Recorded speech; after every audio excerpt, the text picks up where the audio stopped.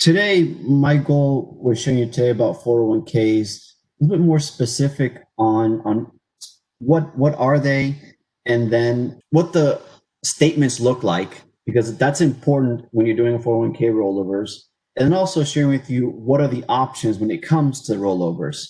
So that's kind of the purpose of today's presentation. So first of all, what is a 401k? So a 401k is what we use in the United States in that it's a tax qualified plan. Okay.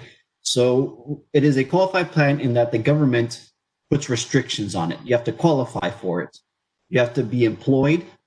You have to be able to take deductions from your paycheck in order to participate in the 401k plan.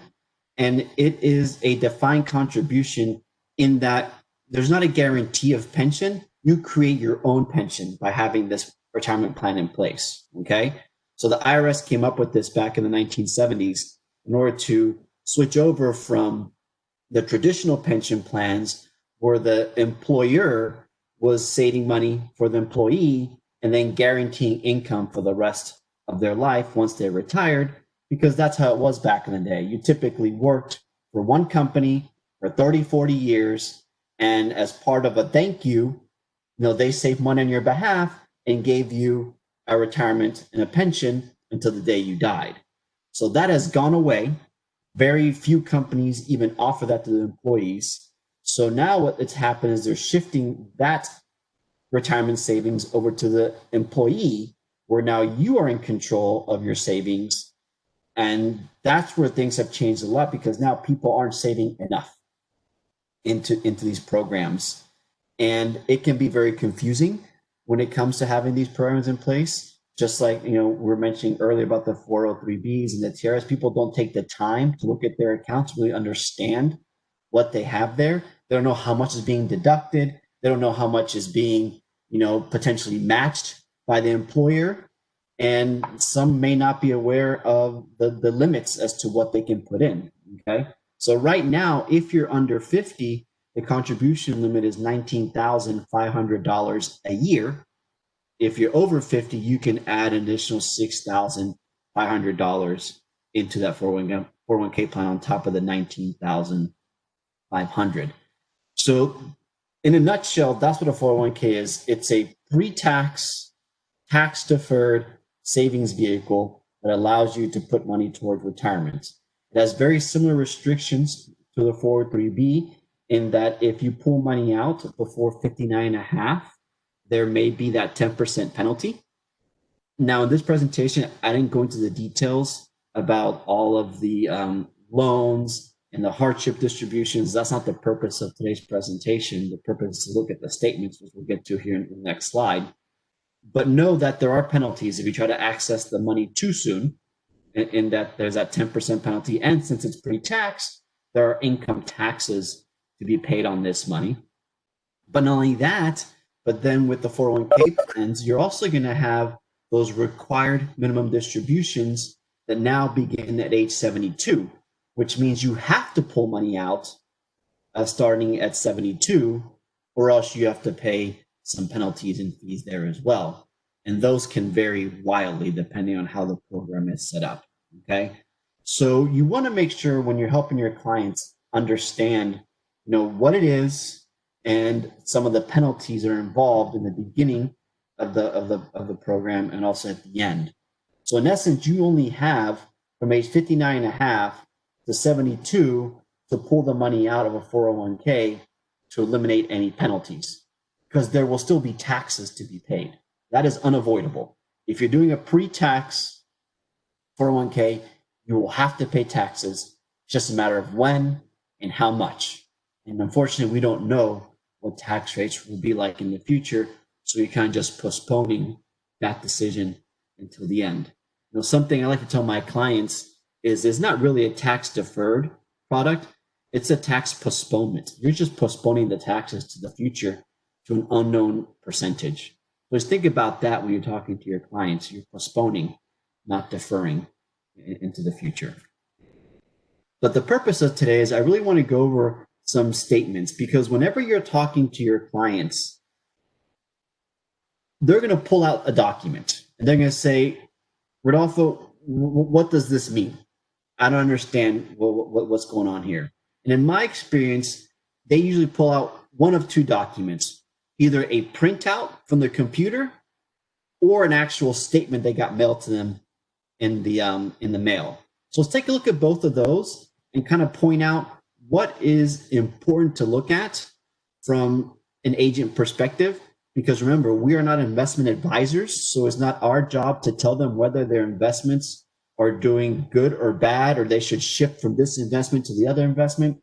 Our job is just to read the numbers and then make a recommendation into a potential rollover. We can help them out.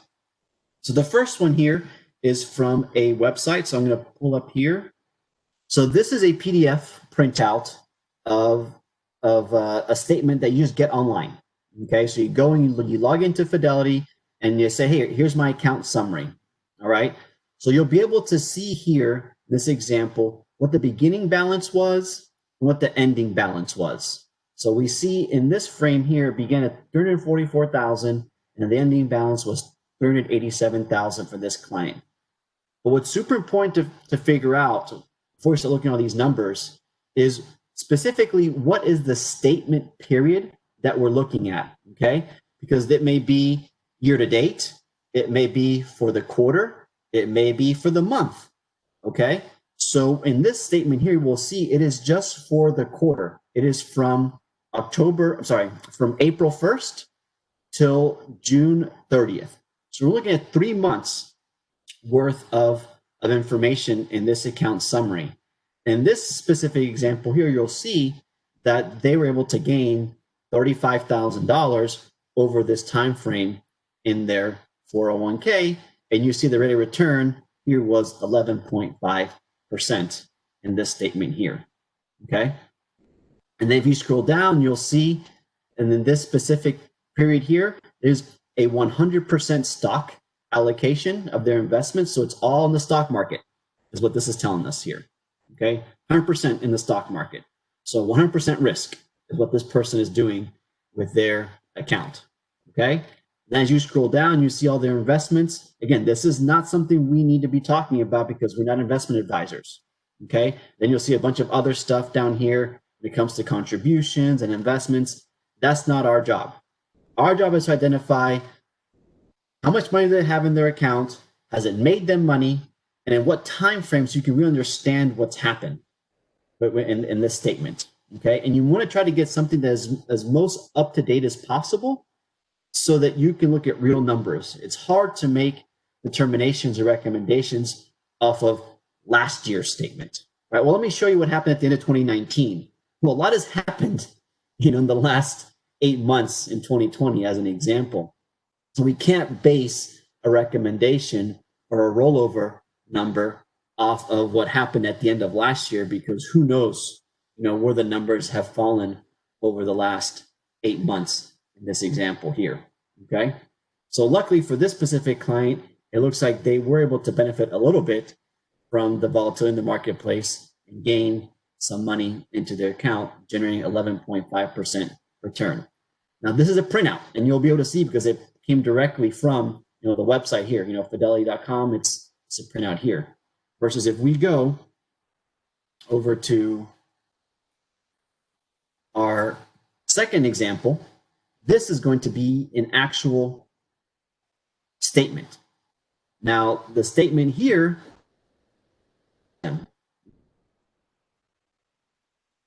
looking for some specific information in these documents here. First of all, what's the time frame? So in this example here, we're looking at June 1st through June 30th. So only looking at 1 month's worth of potential gains or losses in this statement here, okay? Well, right now in this example here, we see that we have a portfolio value of $188,000, okay? So in this period alone, it started at 185 and it grew to 188. So in this example here, we made $2,951 in this period. But if we look at the year-to-date number on this statement, we see that they've lost $15,000 in this account. Began at $200,000 and it dropped down to $180-something thousand. Okay, so the period is the month, Year to date is what's happened so far. What we don't know yet is what product is this? So if we keep scrolling down to the next page, you'll be able to see here that we have two accounts. We have a Roth IRA account, and it looks like we have a rollover IRA account. So you can see Roth and rollover. So there's two different accounts here. One account has $106,000. The other account has $78,000 beginning, and then the ending balances are here. Okay. So in this example here, you have to know, again, what product are we looking at when it comes to the statements? And you have to do some digging. Sometimes it's not on the second page, sometimes on the third page or fourth page. Okay. So our goal is to figure out first, what's the time frame that we're looking at to make it relevant to the conversation? And second of all, what kind of product is it that we're looking at? And has it made money or lost money in the time frame that's relevant to our conversation? Okay. So we can see here, we have the Roth and the IRA. As we keep scrolling down, it just goes into further details as to the money that is tax deferred and tax free. As we know in other presentations, the tax free product is the Roth product, and then the tax deferred is going to be the rollover IRA product. You can see the money that was made in this time frame here. And you can see the allocations. Again, we're going into too much detail here. Our job is not to make recommendations as to the investments. Our job is to kind of figure out where the money is and has it made money, has it lost money, and in what time frame has that happened. So this just goes into all the details of all the stuff here. Again, that's not what we want. You're going to find most information at the top. The first and second page is the values, the losses or the gains, and then the product that we're looking for. Okay. You always want to try to get a statement because it's going to give you the most up-to-date information so you can really show them. It's not you making assumptions, it's you telling them, here's what your reports are telling you. And then from there, we can then make recommendations as to what we can roll over into. So that gets me into the last page here, which is our rollover chart. Okay, I'm going to blow this up here in a minute. But I want to share with you here, this comes directly from the IRS. You're going to get a copy of this at the end of this presentation. I email it to all y'all. You'll be able to see exactly what you can roll from and what you can roll to, as an example. So let's blow this. Oops, it didn't blow up. I'm sorry. I was going to blow it up. I have to just do it from here. All right. So you can see here, rolling from. So let's say that we have a designated, or it's a qualified plan. The qualified plan is the 401k, as an example. So it's pre-tax product. And what are we going to roll to, or can we roll into something else? So in this example here, we can roll a 401k plan into a Roth IRA.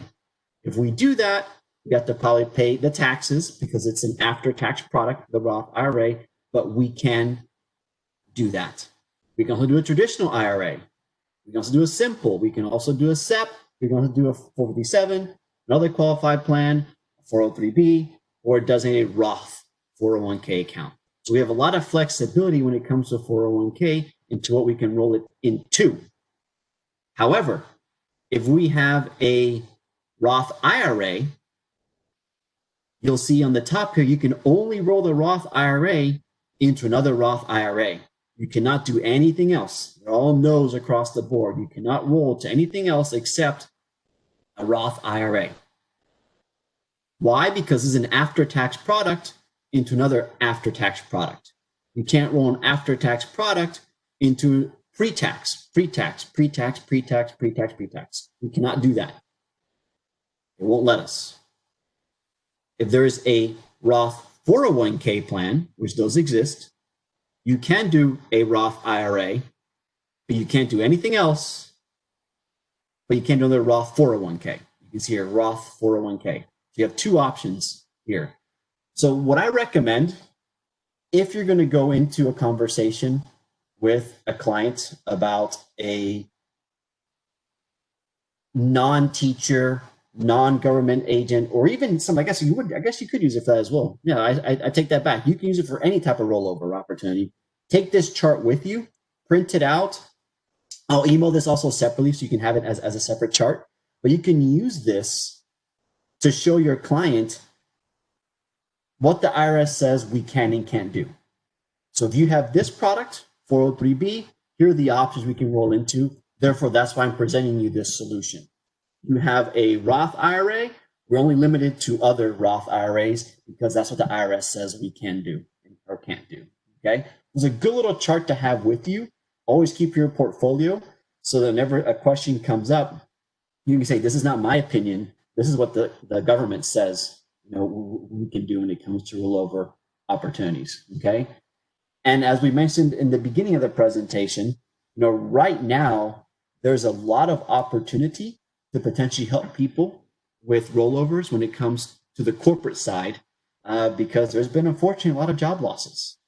And a lot of people are looking to protect their retirement savings.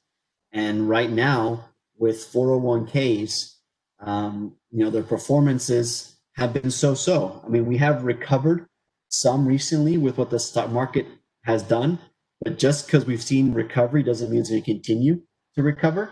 There could be some more losses down the line. So, if somebody's lost their job, the last thing they want to do is continue to lose money in their retirement savings. So there are ways that we can protect that money by rolling it over into the types of products that we have to offer, whether that be one of those fixed or indexed annuities that have the zero guarantee, so that they never lose anything in the future and only get to participate in the gains of the market. And then eventually, since it is an annuity, it could create a stream of income that they cannot outlive.